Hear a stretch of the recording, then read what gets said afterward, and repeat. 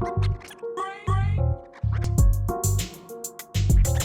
pumped, get psyched. It's the Wager Pager podcast with Chris Rogers and Brock Landers.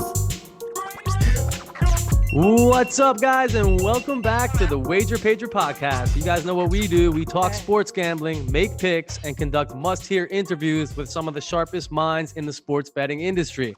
I'm your host, Chris Rogers. You can follow me on Twitter at WagerPagerChris, and please follow the podcast on Instagram and Twitter at The Wager Pager. This is Season 2, Episode 24, recording live from Fair Lawn Studios. That's right, we're coming to you from the mecca of sports gambling, our home state of New Jersey that won the Supreme Court battle and made the regulation of sports betting all possible. We got a great show for you guys this week. It's the NFL Draft Special. We are super excited to have the Bear, Chris Falllica from ESPN Gameday, joining us today to talk the NFL Draft. And we have the grand poobah of the prop market, friend of the pod, Joey Knish, joining us as well. But first, let me introduce you to my co-host, one of the sharpest gamblers I know, my guy with 18 New Jersey betting outs, and someone who knows his way around the sports book. Here he is, the Dr. Anthony Fauci of gambling Twitter, because he shuts it down, Brock Landers. What's going on, Chris? What an introduction. It's been a long time, and I never thought in a million years that we would, be on a Zoom call right now to do the podcast.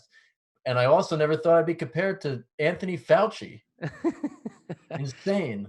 Hey, he's one of the most popular guys out there right now on the internet, so I figured it's a good comparison. I'm a lot younger, though. Better hair, even though it's very long. Yeah, what a crazy time, Chris. I have my beautiful gambling notebook here, 2020. Everything going nice and smooth. Got through football, got through pretty much all of the NBA, and now for nothing. All for nothing, Chris. We're here waiting. We need our sports back. Yeah, man, my notebook's filled with nothing but draft stuff. It's the only thing we got left to bet, and that's why we are here today with the NFL Draft Special. We are super stoked to have on the Bear, Chris Falllica from ESPN, probably one of the top sports gambling guys out there, and we're bringing back Joey Knish. Yeah, always great to talk to Joey Knish. And I'll tell you what, between them both talking to us about the draft, I'm a little more now ready for it. I think I needed that. I needed a good, kick in the ass to kind of say, hey, let's get some draft action going. So I'm definitely going to be attacking it at some point, maybe. Probably the good thing about the draft, Chris, is there's so much news that can come so late. And even Joey pointed this out. Books are all over the place. There's no Don Best for the draft stuff. So you could really be searching through Twitter day of draft that entire day and get some really good nuggets that people, up to this point, everything is still random. I mean, there's a lot of uncertainty, especially in this draft, with the quarterbacks alone after pretty much Joe Burrow. Yeah, man, I couldn't agree more, especially with the NFL Draft. You kind of got to wait till those last couple of days. There's a lot of information that's going to be coming out from these beat reporters, people on Twitter.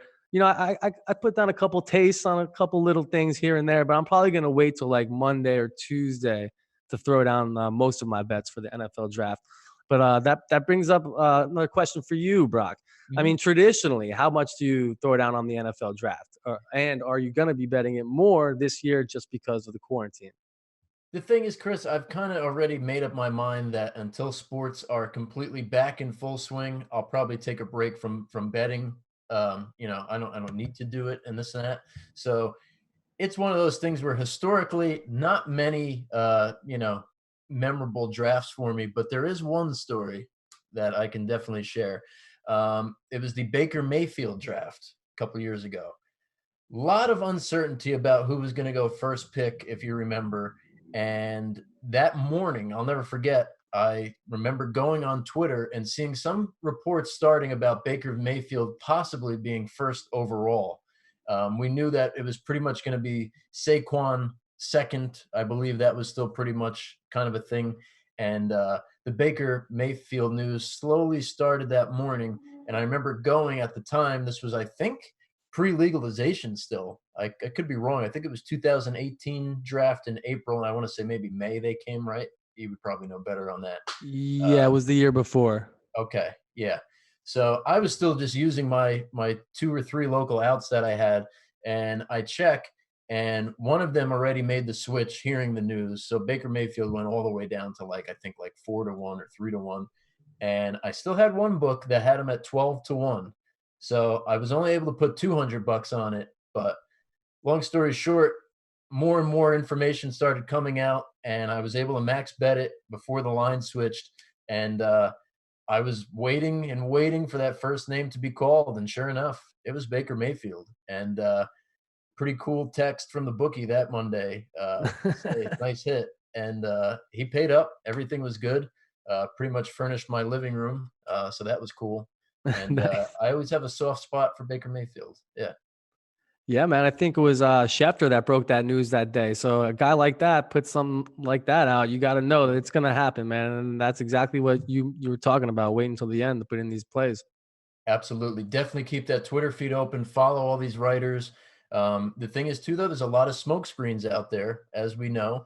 And, all eyes are going to be on the draft. I mean, like you said, this is the first real major thing that people can bet on. I mean, people have been betting on horses and stuff like that. And esports somehow. I don't know how people are getting involved with that. It's kind of crazy to consider. But, yeah, definitely this draft is definitely going to be one I'll probably look a little bit more into now, just because also, too, we're bored. What are we going to do at night? There's nothing else to watch. Might as well try to fire up the gambling accounts again. I don't even know if I can remember my passwords for some of them. Probably I haven't used them in so long. But yeah, man, we'll definitely take a look at it probably. I had the same exact problem today, Brock, just logging into all my accounts, trying to look through all the different prop markets there. And I literally had to do the whole email forget password thing twice because it's been that long since I put in a bet. But I am certainly looking forward to the NFL draft, my friend. Haven't been much to gamble on in the past couple months, like you said. And let's get to it, man. There's not much left to talk about. Let's fire it up here. The Wager Pager Podcast NFL Draft Special. Get pumped, get psyched.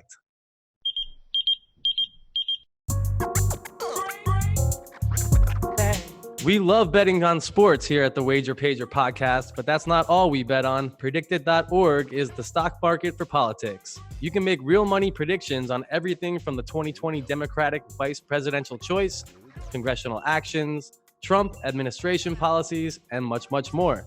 More than 200 markets are live at any point, with new markets going up every weekday. Predicted.org is headquartered in Washington, D.C. and legal in all 50 states for any U.S. citizen who is 18 years of age or older. Log on to predicted.org/promo/wager20.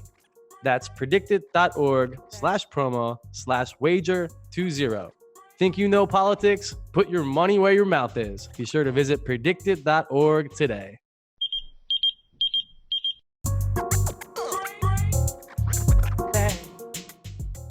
All right, guys, if you bet college football and tune in to ESPN's College Game Day or listen to the Stanford Steve and the Bear podcast, then you probably already know our next guest. Here he is, the Bear, Chris Falllica. You guys can follow Chris on Twitter at Chris Falllica. What's up, Bear? Welcome to the Wager Pager podcast. What's going on? Good to be on with you guys and kill some time here, as we all seem apparently to have a whole lot of time to kill these days. Yeah, definitely, man. It's a crazy world out there with the coronavirus pandemic hitting us all. Nothing to bet on, really. No sports going on. I know you're a big horse racing guy. I think Brock's got some questions for you later about that. But let's just kick it off here with the NFL draft, the biggest event coming up. I know you're going to be ready for it. Like every year, it's very interesting at the top of the draft here. The number 3 pick seems to be a linchpin here. Very interesting stuff. What do you think is going to happen with the Detroit Lions? What are they going to do here? All along, everyone's been talking about Akuda. Now there's rumors that they might take Tua actually themselves, or even trade back and give the spot to someone else who might want to come up and get a quarterback. Yeah, I mean, like you said, I mean, the 3 is where the draft really begins.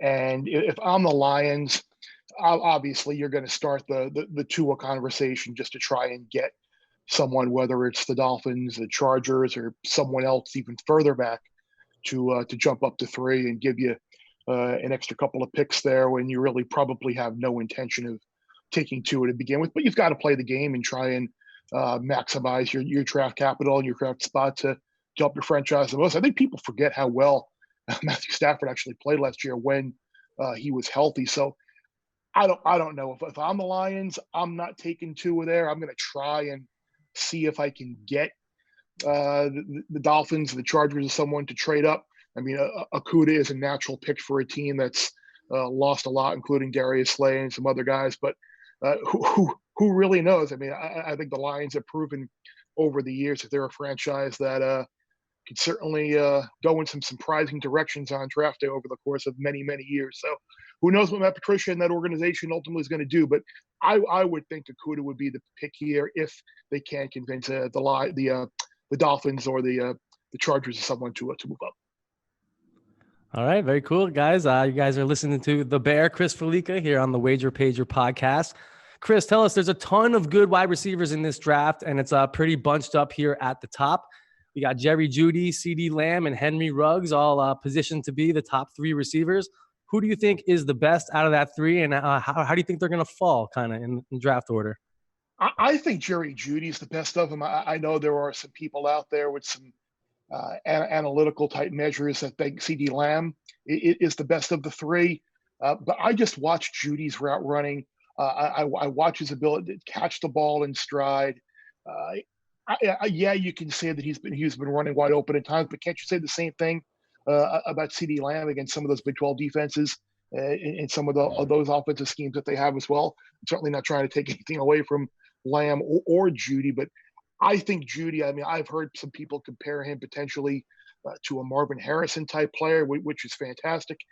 And the other thing, again, this is something that, yeah, maybe it's a little unfair, but these Oklahoma wide receivers that go into the NFL, how many of them have really, truly panned out to have a career close to what they had in college?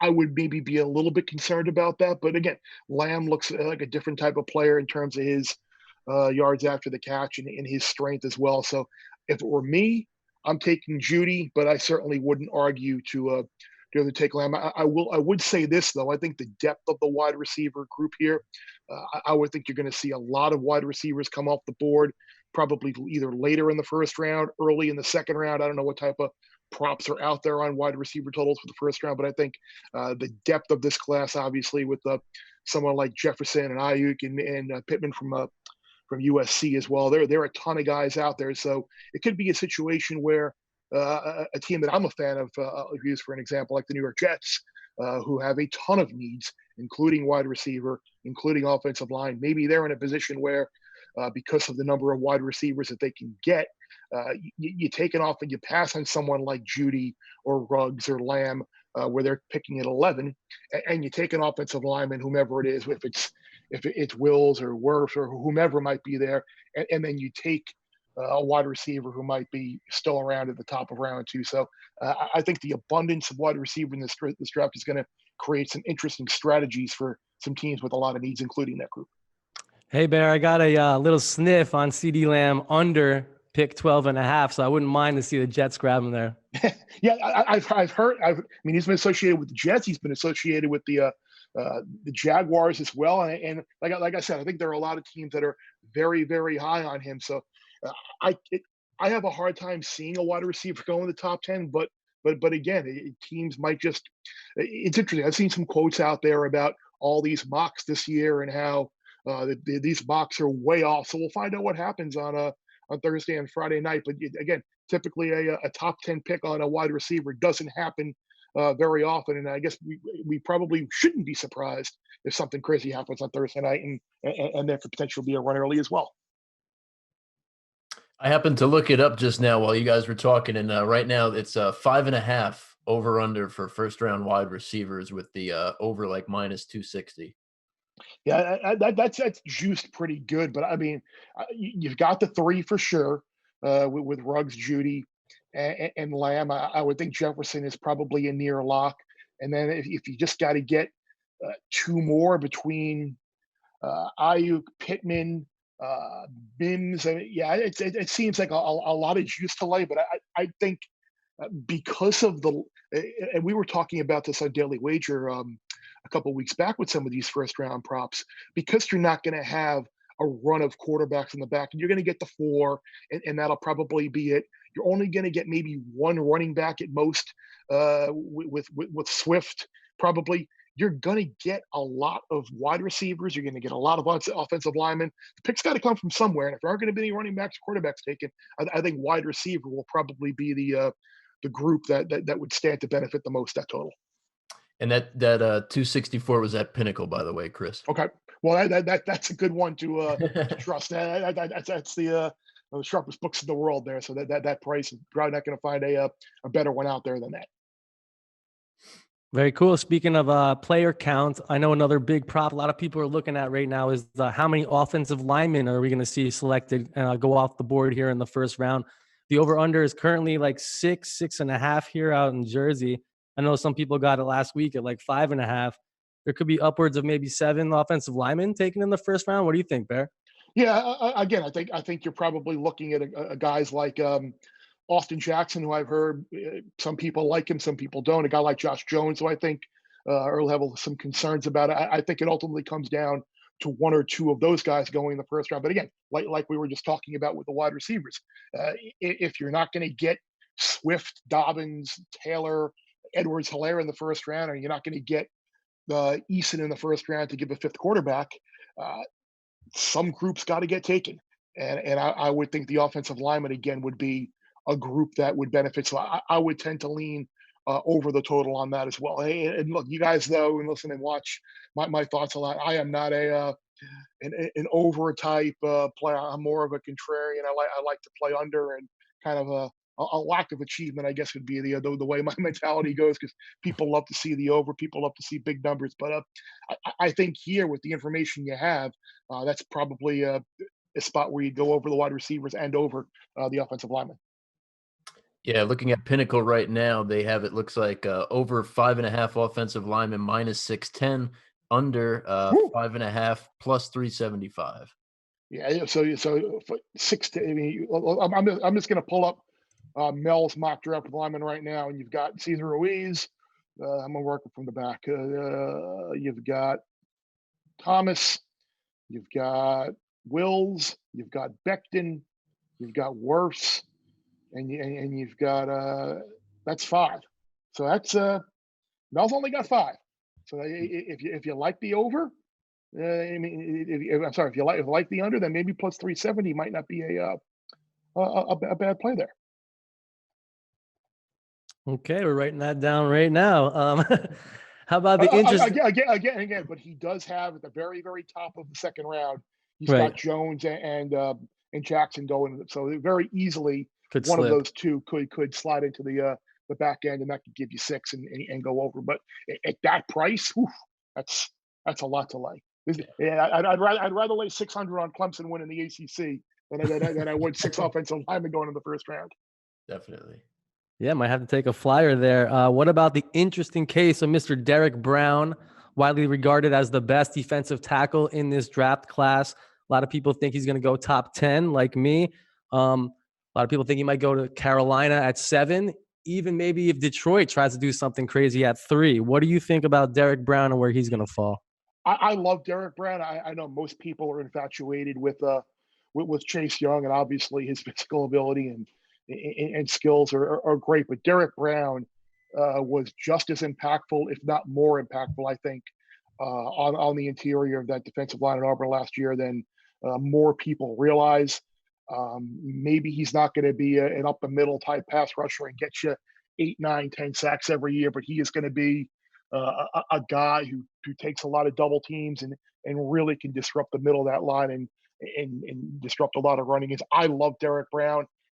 It's amazing to think that Auburn is a team that hasn't had a first round pick since 2014, and it's crazy. Like, if you look at the SEC, the only 2 teams in that span since 14 haven't had a first round pick: Auburn and Vanderbilt. That's like the Sesame Street. One of these things is doing their own things type of category, but I think Brown will cause that streak to end very early, and I would be very, very surprised if he did not go in the top 10.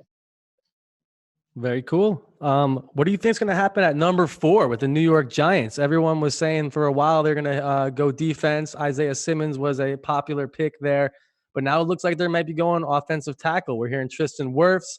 I think personally they might go with the kid from Alabama, Willis. What do you think? Yeah, I think it's one of those. I think I could probably go to camp with the Giants this year and maybe try out for their offensive line because they're really thin there and need a lot of help. Um, uh, Simmons is a guy who I think a lot of people put there, but yeah, I think offensive line will probably be the pick.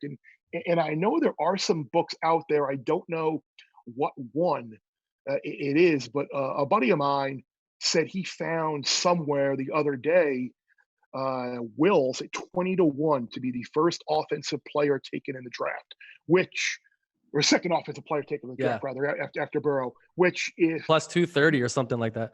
well, I know I saw he said Wills was 20-1 to be the second offensive player taken in the draft, which I'm sure Oh, gotcha. once he put down whatever it was, Wow. and maybe it has moved, but if you think the Giants are in play for a lineman there at 4, and you trust that there's a Joe Judge connection to Alabama, and he certainly knows Wills very well, you would think that Wills or Wirfs might be the pick. So maybe you take Wirfs. I think Wirfs was like 230 or so as well. So maybe you take Wills, maybe you take Wirfs and try and create a little bit of value there with two guys at plus money, thinking that Simmons won't be the picks in that offensive line.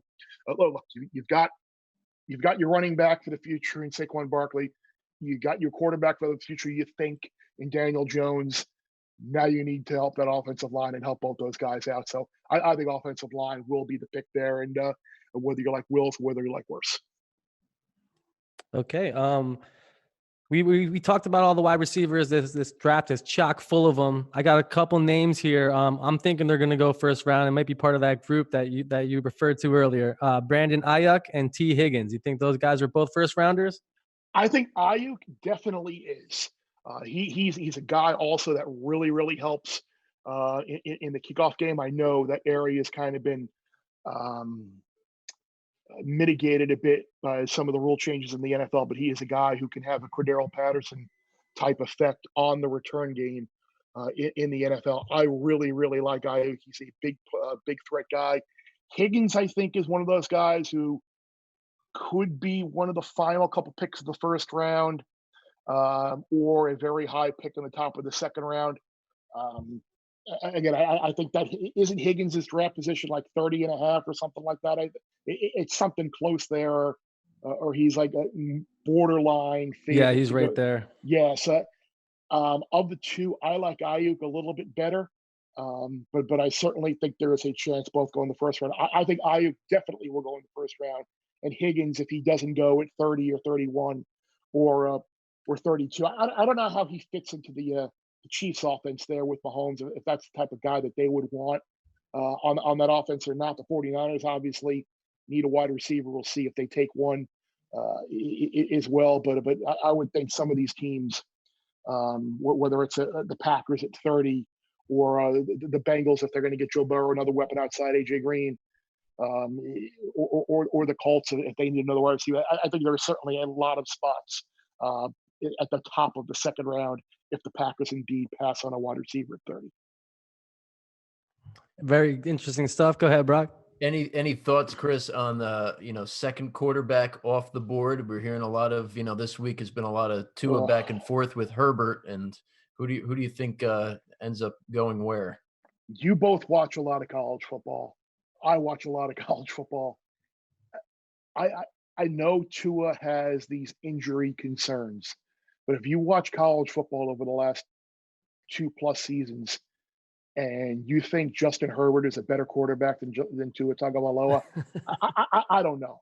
I mean, there were times last year, and again, maybe it was the play calling, maybe it was Arroyo, maybe it was Cristobal, who knows?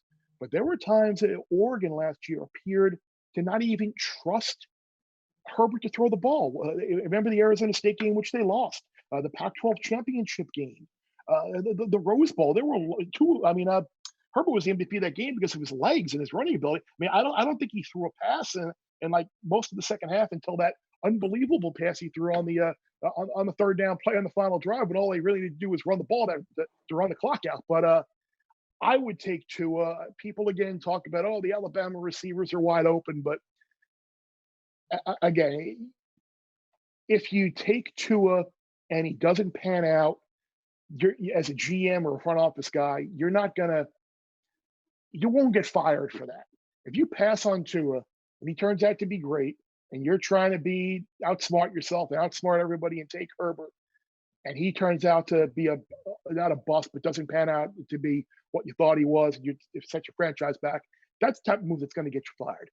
Uh, I think Tua is a better player, but again, there's a lot of stuff out there that makes you think that Herbert could be the second quarterback taken. And I know there's been a lot of movement in that line uh, in recent days or so to indicate that. But gosh, maybe I watch too much college football to really have an objective opinion on this. But I just think Tua is a better player, and I would, even with the bit of injury concern. It's interesting too. How many times have you thought about, like, with injuries and stuff and quarterbacks, and oh, I don't want to take him, and remember Matthew Stafford? Oh, he's an injury prone guy in college and went to the NFL, and he's been pretty healthy. I mean, I know last year he had his issues, and or then there's a guy in college who, oh, he hasn't missed a start, and then Deshaun Watson gets hurt.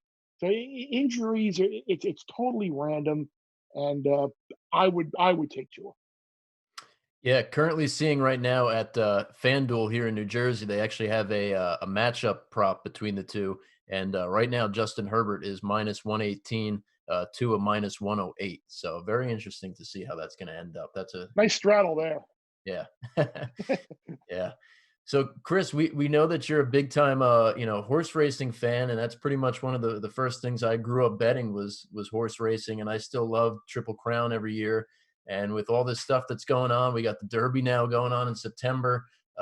What's your feelings on just kind of what's going to happen in the summer with, you got your races like the Haskell and, the Midsummer Derby up at Saratoga, the Travers. Are those prep races now? Like, Yeah, what's your that's feeling? ultimately what I think it comes down to, is that there'll be point assigned races depending on when those meets go. And I think the other interesting domino, which is yet to fall, and again, we'll see what happens with some of these meets and when they open. Like, Naira has not announced, like, when they're going to run the Belmont, if they're going to run the Belmont after the Derby later in the fall or not. Like, I'm of the school of thought, and again, it's only been since the around post World War II that you've had the Derby, Preakness, Belmont order of the races. Like, if you're a racing fan, which I am, and a number of the racing fans out there, and the bettors themselves, I think it would be kind of cool if the Belmont says, you know what, Belmont's going to run in the end of June or mid. You know what, we're going to run the Belmont then, and that's going to be the first leg of the Triple Crown, and maybe the Belmont, and maybe the Derby will be the last leg. I think that would be kind of cool for the Derby to potentially have these weird, unusual circumstances, because unfortunately everything that's going on in the world, and there maybe could be a Triple Crown on the line in the Kentucky Derby, which would be kind of neat. I know the horsemen, there might be some hesitation in having a mile-and-a-half race be one of the first races back for some of their Right. three-year-olds at that point. But I personally, if Belmont wants to run the Belmont Stakes first and the Derby be second or third, I have no issue with that. I think everybody just kind of, I don't want to say look out for themselves and their best interest here, but I think the Triple Crown races need to come together and be like, look, it's an odd set of circumstances in order to kind of help each other out, and realize the financial needs and the best weather time of the year for the races to be held. If Pimlico and Belmont want to run earlier and ahead of the Derby, I think they should be allowed to do that. Yeah, great stuff there, Chris. I mean, that's an interesting way to look at it. Going now for what's been going on now, I know Oaklawn is still open, and I know Gulfstream is still open. Anything successful down there for you as far as betting? Anything that you've been looking at angle wise? I know a couple weeks ago, I think Gaffleon was doing pretty hot down in Gulfstream. Yeah, well, when the real in quotes Gulfstream meet, the championship meet, ended, and they transferred over to what I like to call the Calder part of Yeah, the Gulfstream meet, where they were. But I will say this: is a lot of the regular horses have hung around, and because there really is nowhere to ship. So you've had a little bit better quality horses there at Gulfstream early on. And Gafflion's been winning well. The last couple of days have seen some unbelievable long shots at Gulfstream, which is not surprising because you do see at times some of these when you get that transition in the horses are kind of figuring each other out, you get a lot of weird results. A couple of weeks ago when they had the mandatory payout of the pick six right before the championship meet closed out, I had 5 out of 6 and missed out on about Oh, wow. or so. So that was a little bit of a downer.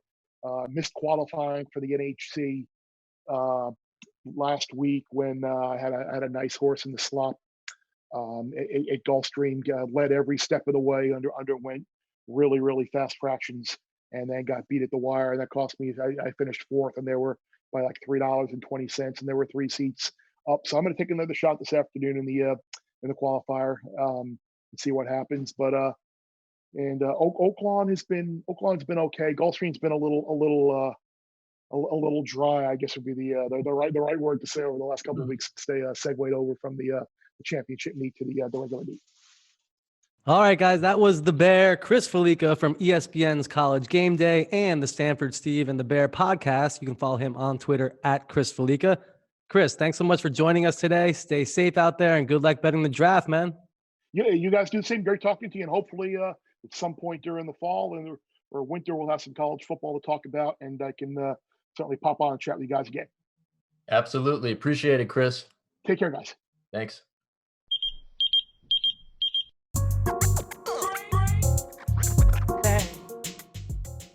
All right, guys, we are super excited to have back on the show for his 3rd appearance. Last time we had him on the Super Bowl Super Pod. Here he is, the grand poobah of the prop market. You know him from gambling Twitter, Joey Knish. You can follow him on Twitter at Joey Knish22. What's up, brother? Welcome back to the show. 3rd time's a charm, baby. Good to be on with you guys again. A little bit of a hat trick here. My week. This is the week, baby. A little NFL draft time. This is my wheelhouse. And I got nothing else going on. So this is probably the most time I've ever spent on a draft, most money I've ever put on a draft. So hopefully we can churn it out here, make people a couple of bucks. Nice. We can't wait to hear what Uncle Knish has to tell us.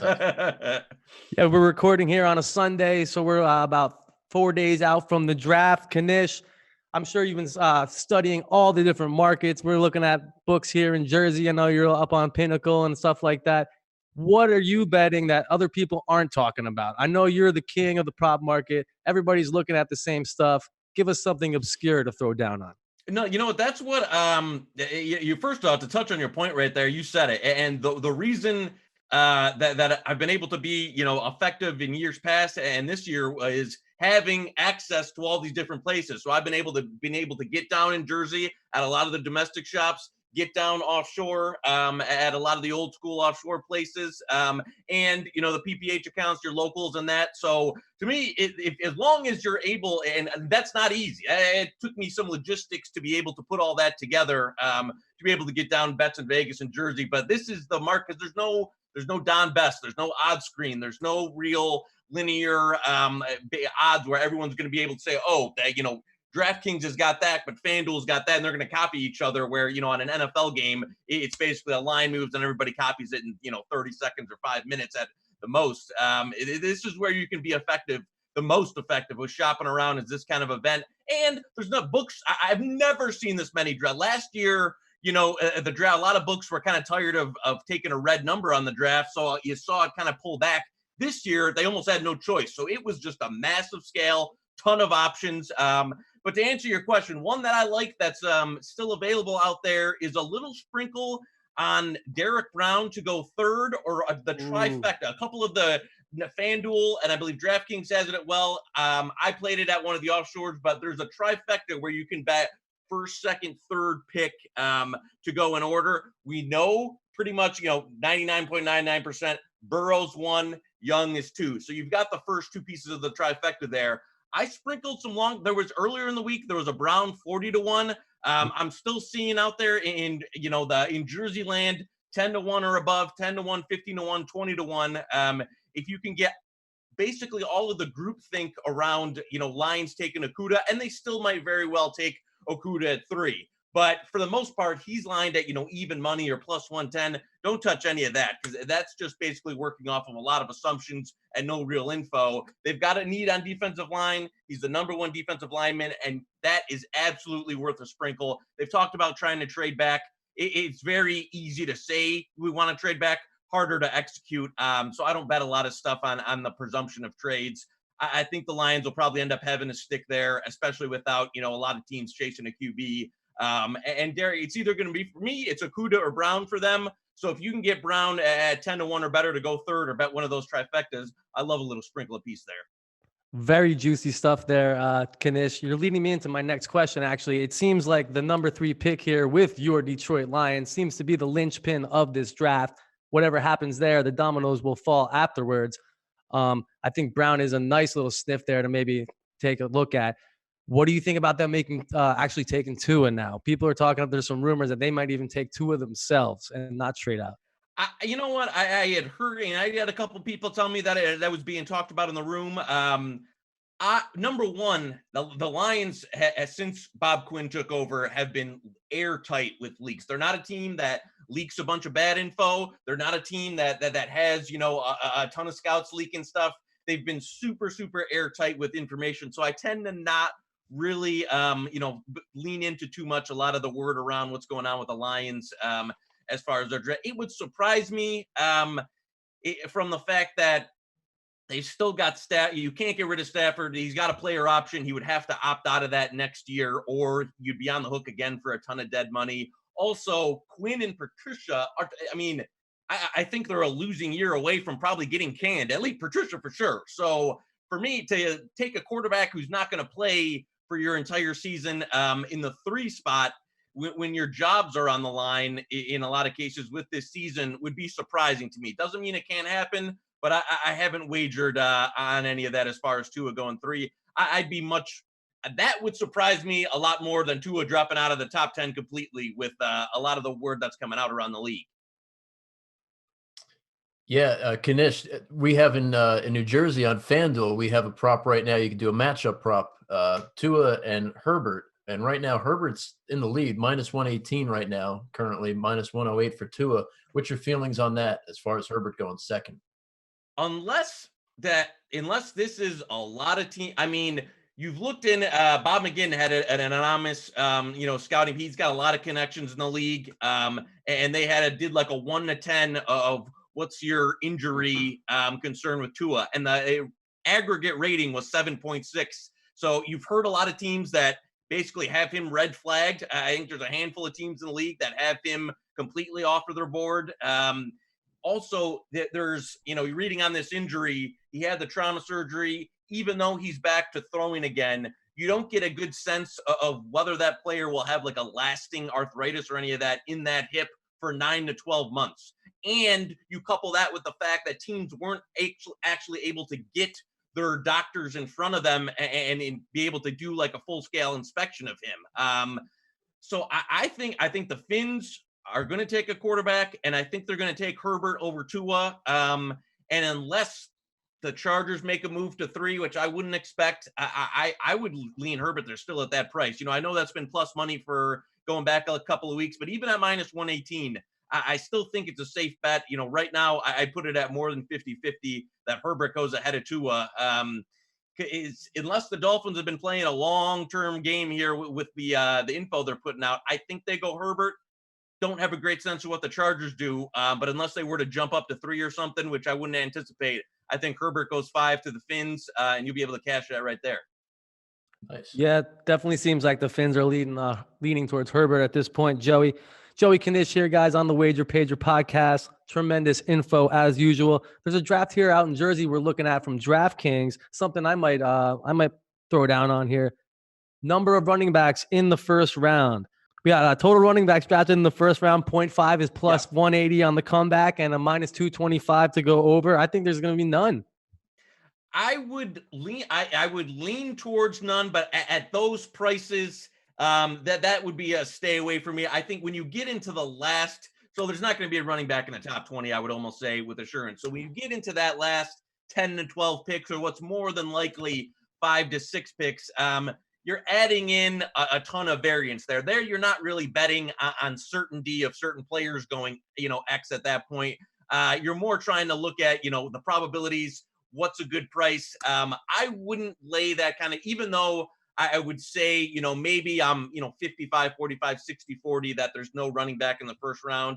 I wouldn't lay anything 200 or above on that, because you've got a number of teams there, especially look at the Chiefs at 32, that really don't have, McCoy's career is probably done. They don't really have anybody on the roster. They're a team that's got a ton of starters coming back.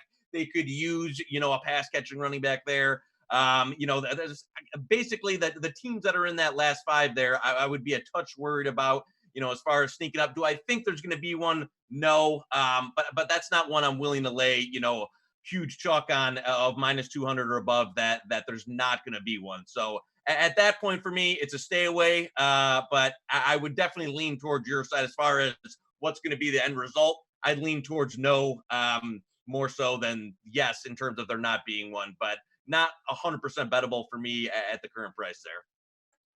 Yeah, Chris brought up a good point with the running backs, and I think this goes into my next question pretty well. We're seeing so many different types of ways that they're attacking this. You could bet college conferences, how many guys. You could just do offensive linemen. You could do defensive players versus offensive players. Is there any type of props that you absolutely just don't like, just hate, like, oh, that's a terrible prop, I would never even think about betting that? The conference ones, like, one I was on a stream with some guys last night talking about it. There's like an Alabama LSU one. The conference ones that have a higher number, like, you've got like Alabama versus LSU, like, over 5.5 or one of those.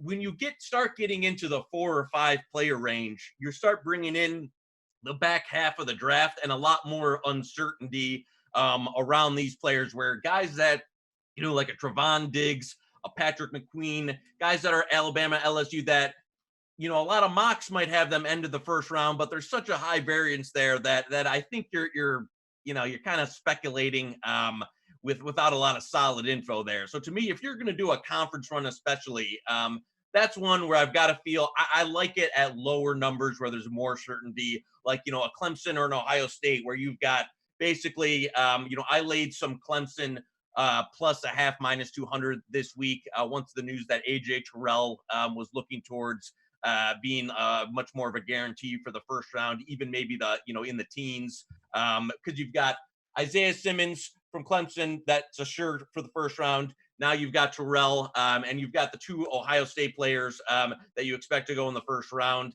So there, you're looking at where it's likely going to be 2-2, a lot lower variance. There's not a lot of ton of end of the first round where you'd expect anything crazy to happen. So for me, the ones that I try and stay away from, also another one that you know what, now that it just jogged my memory, is the defensive line. You've got to be careful what the book considers a defensive lineman or a linebacker, because there's a lot of hybrids. What is he considered? Where I've seen some sites have linebacker 3.5 and others 5.5. And so you might think like, oh, I'm getting the middle, but it's all going to depend on the grading. And so that's one where, especially if you're betting at a local or a PPA, that I would stay away from, because they're unlike a Bet Online or a 5-9 or a DraftKings or a FanDuel that you can, call up. You might be able to talk to that, the local shops aren't going to be as lenient on you as that one. So the defensive line grading can be very, very skewed book to book as what they actually consider a defensive lineman or a linebacker. So that's when I would totally steer clear from, or you're going to get yourself into a little bit of a grading nightmare there. Excellent point. Interesting stuff, guys, from Joey Knish. As usual, you mentioned Isaiah Simmons out of Clemson. At DraftKings here in Jersey, his over-under is at position 6.5. A lot of people were talking about he was going to go to the Giants at first, but it seems like he's slipping down that draft board now.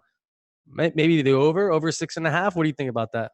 No, I agree with you. I tell you what I did last night at PointsBet was they've got like maybe a dozen players or 10 to 12 players that you can do actual points betting on, where you stake, like, let's say it's $100, and then it's basically over under. You cash for how many positions. I took an over 6.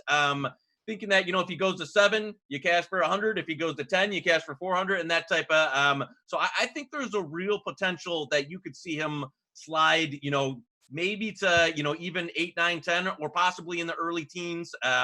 hybrid linebacker is not a typical position that you see in the top 10 in a lot of cases. He has to be real scheme specific. I don't see a scenario where he goes in the top 5, in any scenario where he ends up in the top 5. So 6 for me would be the first. And the Chargers already have that kind of, tool player Derwin James. So I don't think he's going top 6. I like over 6.5 there. I played some over 7.5 as well at plus 200 or better. I did the points betting thing where he goes over. I think he's one that caught a lot of a combine. And yeah, don't get me wrong, great athlete, but I haven't really, as far as matching him up to a team, the first spot without trades, the first spot that I could see him going is 7. And that would be a Carolina. And it would honestly surprise me a bit if they went there to start out. So yeah, I like that over. I laid a minus 150 over 5.5. I laid 6.5. I laid a little bit of 7.5. I did the points betting. So to me, I think Simmons is on the slide here. And if you can get 6.5 at a good price, I absolutely think that's a good bet. Like you said, you have access to so many books, Joey. Have you seen any really weird, interesting props out there? Because now we know that everyone's going to be watching this thing. There's nothing else on. Any really obscure things you've seen offshore? They started coming out with where like you can basically pick a guy to go to X team all the way down the, who are the Browns going to take? Who are the one that I scooped up? FanDuel had this too of, I don't think they had the field option in it. So this is kind of a weird. They posted FanDuel, who would the Colts take with their first pick? The Colts don't have a first-round pick, so this gets you into the second round. So that's a ton of variance there, unless they trade into the first round, of who could go there. And I was able to catch a field. So they listed like 15 guys. A lot of them weren't realistic options, I didn't think, for the Colts. Maybe like 6 of them were, and they offered a field 20-1. And so I bet that real heavy. And that's still up on FanDuel if you want to, take a shot on a couple of guys that might, have a chance to go to the Colts at 30. But once you get past, the top 10 or 15 picks, you really start seeing a lot of variance, especially getting into, the 20s and then the early second round. So that was one I was surprised that they books even offered as far as who was going to pick for them. Because usually you see that as like, a top 3 team or a top 10 team, or, they did the Eagles local. I'm very, so I know FanDuel's in the end, so that's probably why they put the Colts on there. But that one's got a ton of ways it could go. And if you're able to get that offshore where they give you a field option, I like that a lot. That was at a couple of locals and a couple of offshores, because that anything can happen once you get into the 30s. Yeah. All right, Joey, a lot of talk about Tua and Herbert at the top of the draft, and justifiably so. But I'm looking at a prop here in DraftKings here in New Jersey. The third quarterback to be drafted, Jordan Love, plus 400. Is that too good to be true? It's going to depend. I still think, you know what? It's going to depend on the slot. Because let's say Tua gets past the Chargers, he gets past the Jaguars. Then he's got, you're into this no man's land where most teams between 10 and 32 already have an established starting quarterback. So you've got to have a team that's looking towards the future and wants to make him, what you would be like the Saints, where you figure Breeze is going to be retired, but I know they really like Taysom Hill. Will the Patriots make a move up for Tua? Do they trust the medical reports? And, if you've got a team that likes Love and feels more comfortable with his skill set than Tua, I'm not saying it's not out of the realm of possibilities, because everything that's coming out in the last week or so has leaned towards Tua falling down draft boards. So that wouldn't, from a player perspective, do I think it's a little crazy if Love went over to a yes? But if you get teams that just have say, he's red flagged on a number of boards that don't want the concern, you've got these front offices that are worried about the medical staff not being able to check them out. I actually don't mind that. It's not something that I bet personally, but it surprised me if Tua started to slide, that somebody who's really in love with, the Jordan Love physical traits decides to take him over the medical risk of Tua.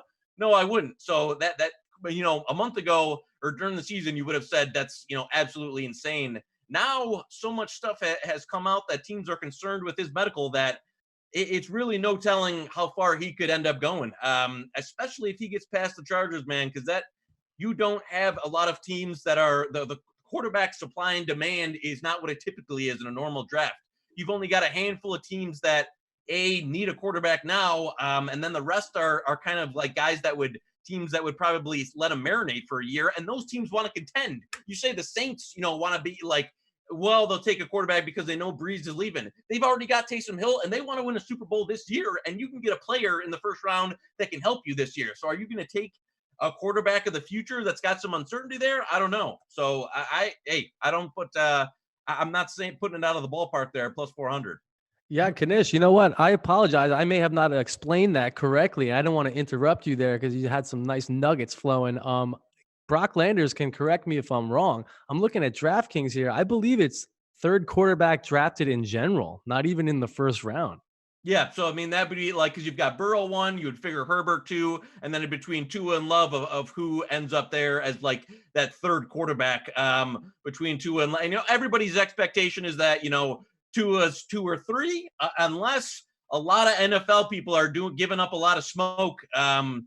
I don't know. It could be quite a slide for him, and one that would have shocked me all the way up until probably a week or two ago when all this stuff started coming out, and now. I don't know. I guess we'll see here. It'll depend on the comfortability factor of a team wants to take a chance on him with the medical. Yeah, Chris, I haven't been able to actually double check it. I'm seeing third quarterback drafted. Is that where you're looking? Yeah, third quarterback drafted. Jordan Love plus 400. Yes, that's what it is. Yeah.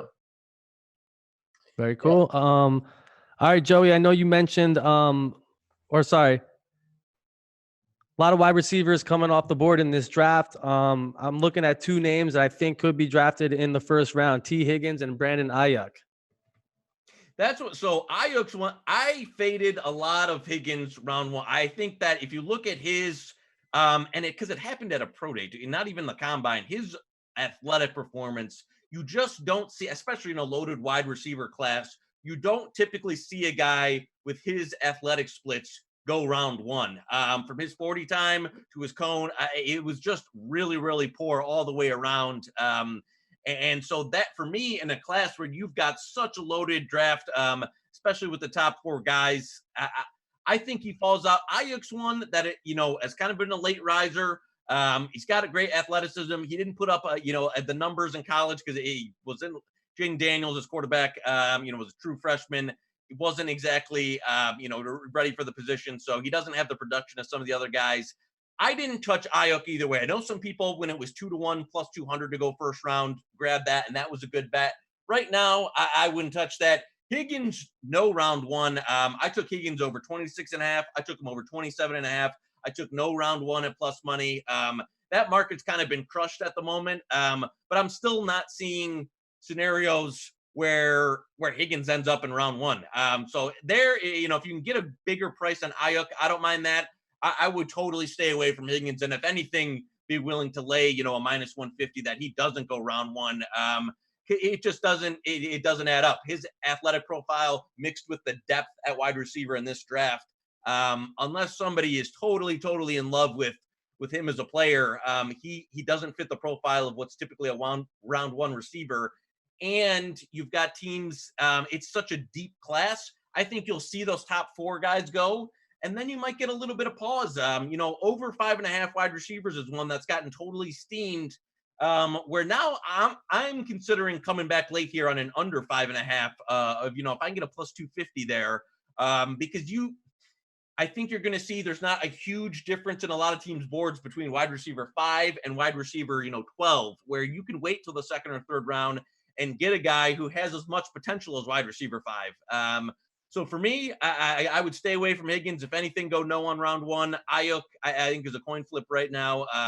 And I am considering, shopping around here this last week and coming back on an under 5.5, or if you can get a flat 6, under 6 wide receivers round 1. Yeah, I see Pinnacle right now, under 5.5 wide receivers plus 190 right now. Yeah, and that's, I've seen 2-1 at some places, a little bit over 2-1.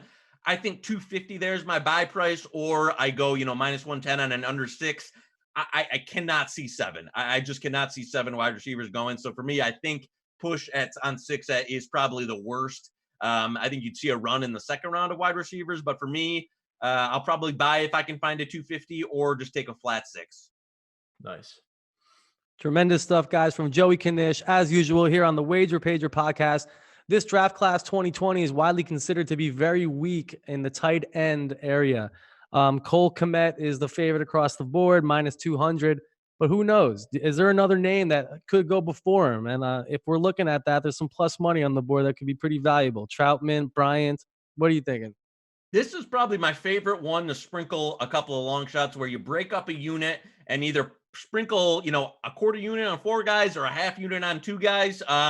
Where I think, is it likely Komet is TE1? Yes, but to be minus 400, minus 500 some of these places is insane, because you get into a range where you're talking the first tight end probably doesn't come off the board until the middle of the second round at the earliest. So you're in a realm of variance where absolutely laying that kind of chalk is ridiculous. So I found a Harrison Bryant 20-1, which I sprinkled a half unit on, and I took an Albert O, I believe it was 18-1 or 16-1 that I sprinkled on. Those were the 2 guys for me. Bryant, more of an all-around player, and Albert O with the, ran a 4.49, athleticism, isn't a great blocker, had the potential though. Those were the 2 guys for me. I don't see Troutman either, as far as, taking an FCS tight end that can't block would surprise me if teams went there. So I took a little sprinkle on Harrison Bryant and a little sprinkle on Albert O. And you got to be careful there, because there's a Hunter Bryant out of UW and a Harrison Bryant FAU. It's Harrison Bryant FAU that I think there is worth a sprinkle if you can get it 15 or 20-1. So for me, I don't mind taking a couple of long dogs there for the tight end position, because obviously Komet's number 1, but I could absolutely see, one of these guys middle of their end of the second round sneaking up if a team likes one of the other players and cashing you a big ticket. All right, guys, might have to smash some underdogs here in the tight end market. That's the position. That is the position that I absolutely think, if there's going to be a long dog come through, that tight end is the one where there's no real, assurance that you're probably not getting around one tight end, and then you get into the second round, and to me, all bets are off. All right, Uncle Knish, that looks like about all the time we have today. I'd love to sit here and pick your brain about NFL draft props for the rest of the night, but we're running out of time here. You are the number 1 man on the gambling Twitter when it comes to props, so thank you so much for joining us today. Brock, you got anything else to ask Mr. Knish here before we take off? I just wanted to get your kind of just real basic thoughts so far about the esports transition and how that's going with you. Do you notice that these numbers are pretty true to form, like a normal book would be? Are they way off? Are you able to catch different lines at different places? I know there's no Don Best for it, so. This is one where, I could talk about what I've learned on esports for like 3 hours here in the last 30 days. It's been insane. There's traditional esports that have been around for years, of like the League of Legends, the Dota 2, the computer games that people have been playing. That's popular in a certain segment that I don't think is very popular in a lot of gambling Twitter or gambling, sportsbook gambling places. It's very popular if you're a teenager and a YouTuber. So there's that segment that, I've learned that there's a couple of providers that like a GG Bet or a Fon Bet that are doing, a lot of these sites have now partnered with one of those to be able to offer esports gaming. The newer thing is the simulations where, a computer's playing a computer in 2K or in Madden. And there has been some wild shit out there with as far as like results that have happening. I'm getting a lot of tinfoil theories. I'm on message boards. So I've been involved in it, and I got involved, the Players 2K tournament, the horse competition. So yeah, the last month has been a lot of new stuff for me, just trying to keep, the business afloat and trying to keep some action going. Thankfully, in the last few weeks in here with the draft, I get back to more of my wheelhouse. I'm in the, the esports realm. I'm in this realm of, badness that I'm not, it's foreign. I'm having to talk to different people capping it. So it was interesting. I learned a lot about it. I'll be very happy. I'll say this. I'll be very happy when real sports return, because it's, can you get some action down and find edges? Yes. Do I really enjoy the product? No. It's for me. It's hard for me to watch. Like, I watched the Dota 2 match the other day. I don't know what the fuck was going on. Like, a bunch of shit flying around there talking. I don't know any of the words. I don't know any of the lingo. I don't play the game. So yeah, for me, the esports it's an interesting realm, but I'll be very happy when we can get real sports back and get back to a little bit of normalcy. Absolutely. I hear you loud and clear on that one. All right, guys. Once again, that was the one and only Joey Knish. You can follow him on Twitter at JoeyKnish22, where you can find him also on NBA TNT and grinding out that rent. Absolutely, man. Hey, love talking to you guys. Stay safe, stay healthy. Yes, you too, Uncle Knish. Appreciate it. Talk to you, fellas. Thanks. All right, thanks, brother.